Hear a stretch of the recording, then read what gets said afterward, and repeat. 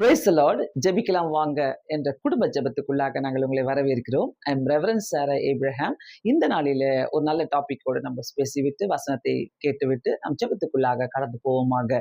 இந்த நாளுடைய topic stress, மன அழுத்தம். அநேகருக்கு இன்னைக்கு உலகம் ஃபுல்லாவே ஸ்ட்ரெஸ் தான். யார் பார்த்தீங்கன்னா மன அழுத்தத்துல இருக்கிறாங்க, டிப்ரெஷனுக்குள்ள இருக்கிறாங்க, ஸ்ட்ரெஸ்ஸுக்குள்ள போறாங்க, அதுக்கப்புறம் டிப்ரெஷனுக்குள்ள போயிடுறாங்க. டிப்ரெஷன் இன்னும் டீப்பா போறாங்க.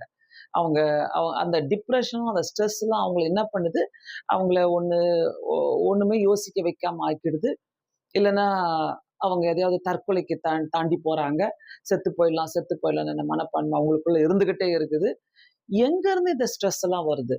நிறைய நேரங்களில நம்மளுடைய கவலையை தூக்கி நாம தலைமையில வச்சுக்கிறோம். நம்மளே தலைமையில வச்சுக்கிட்டு அதை சுமந்து கொண்டே இருக்கிறோம். அதனால ஒவ்வொரு கவலையா நினைப்போம். சிலருங்களுக்கு பார்த்தீங்கன்னாக்கா, ஏதாவது ஒரு ஷாக்கிங் நியூஸ் கேட்டாலே வயித்த கலக்குதுன்னுவாங்க. ஐயோ! எனக்கு படபடன்னு அடிக்குதுன்னுவாங்க. ஒரு தலை சுத்துதுன்னுவாங்க. எங்கேயாச்சும் ஓடணுன்னுவாங்க. இங்க இருக்கக்கூடாது. அந்த மாதிரி நெறைய சிச்சுவேஷன் ஏற்படுது. தாங்கக்கூடிய அந்த ஒரு கெப்பாசிட்டியே அந்த ஒரு அவங்களுக்குள்ள இல்ல. அ இத தாங்கிக்கலாம். இதுக்கு என்ன வேற வழி இருக்குது? சிலர் என்ன பண்ணுவாங்க, அந்த தூக்க மாத்திரை போட்டு தூங்குவாங்க. டாக்டர்ட்ட போனாங்கனாக்கா, ஒரு வேளை இப்படி இருக்குதுன்னு சொன்னாங்கனாக்கா, ஒரு வேளை அவங்களுக்கு தூக்க மாத்திரை, தூக்கம் வரல அப்படின்னு சொன்னா தூக்க மாத்திரை எடுத்துப்பாங்க. அ அந்த மாதிரிலாம் நெறைய நடைபெறும். ஆனா அதெல்லாம் எவ்வளோ நம்மளுடைய உடம்புக்கு கெடுதிய உண்டாக்கும்ன்றது அவங்களுக்கு தெரிய மாட்டுது. நல்லா யோசிங்க. ஒரு கவலைய நம்ம தூக்கி சுமந்துகிட்டே இருந்தா, எவ்வளோ கவலைய நம்ம சுமப்போம். 365 நாளும் விதவிதமான கவலைகளும், கஷ்டங்களும் நமக்குள்ள ஏற்படுகிறது. அந்த 365 நாளும் நான் சுமந்துகிட்டே போணுமா? கிடையாது. ஒவ்வொருத்தருடைய வாழ்க்கையில சில வழிகள கண்டுபிடிச்சு வச்சுக்கிறாங்க. நெறைய பேருடைய வாழ்க்கையில நம்ம இயேசு கிறிஸ்துவ கண்டுபிடிச்சு வச்சுக்கிறோம். ஆண்டவர் வேதத்துல என்ன சொல்றாருனாக்கா, ஒன்றுக்கும் கவலைப்படாமல் பிலிப்பியர் 4வது அதிகாரம் 6வது வசனத்திலிருந்து 7வது வசனத்தை பார்த்தீங்கன்னாக்கா, ஒன்றுக்கும் கவலைப்படாமல் போட்டிருக்குது. "Do not be anxious about anything. Do not be anxious about tomorrow."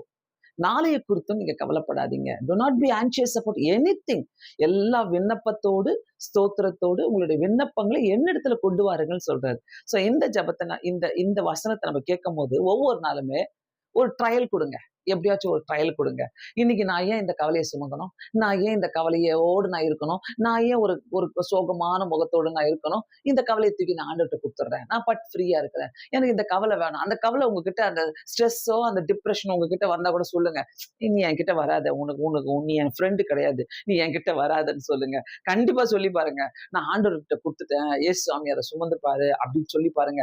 இன்னொரு வார்த்தை ரொம்ப அழகா சொல்றாரு. மத்தேயு 11வது அதிகாரம் 28வது வசனத்துல, "வருத்தப்பட்டு பாரம் சுமக்கிறவர்களே, நீங்க எல்லாரும் என்னிடத்துல வாருங்கள். நான் உங்களுக்கு இளைப்பாறுதல் தருவேன்."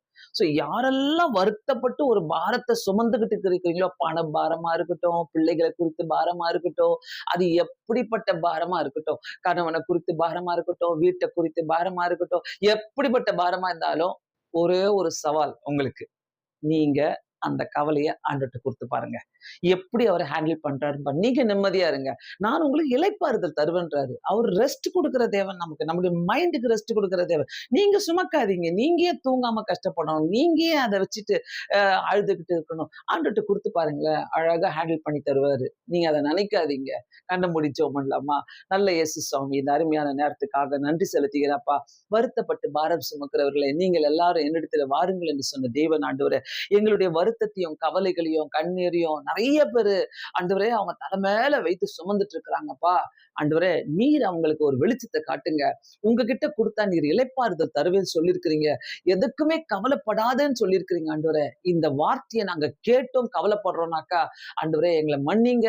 இதுக்கு மேல இயேசு சுவாமி, ஒருவேளை தங்களுடைய கவலையினால, கஷ்டத்தினால, டிப்ரெஷன்னால, மயக்கம் ஆண்டவரே, அந்த அந்த தூக்க மாத்திரை எடுக்கிறவங்களுக்கெல்லாம் நான் ஜெபிக்கிறேன் இயேசு சுவாமி. அதுல இருந்து அவங்க வெளியே வரட்டாம்ப்பா. நல்ல தூக்கத்தை கட்டளையிடுங்க. ஸ்ட்ரெஸ் அவங்கள தாக்காதபடி காத்துக்கொள்ளுங்க. அந்த ஸ்ட்ரெஸ்ல இருந்து அவங்கள வெளியில வர உதவி செய்ய வேண்டுமா ஜெபிக்கிற பரலோக பிதாவே, இந்த ஜெபத்துல என் கூட சேர்ந்து ஜெபிக்கிற ஒருத்தருக்கும் அந்த விடுதலை கொடுங்க இயேசு சுவாமி. வழி உண்டு என்பதை உணரட்டும். ஏற்றுக்கொள்வீராக, விடுதலை தருவீராக. இயேசுவின் நாமத்தினாலே வேண்டிக் கொள்கிறேன் பிதாவே. ஆமென். முக்கியமாக இந்த நாளிலே இன்றையிலிருந்து திங்கட்கிழமையிலிருந்து வெள்ளிக்கிழமை வரைக்கும் 9ஆம் தேதியிலிருந்து 13ஆம் தேதி வரைக்கும் முழங்காலிட்ட ஜெபம் நடைபெறுகிறது.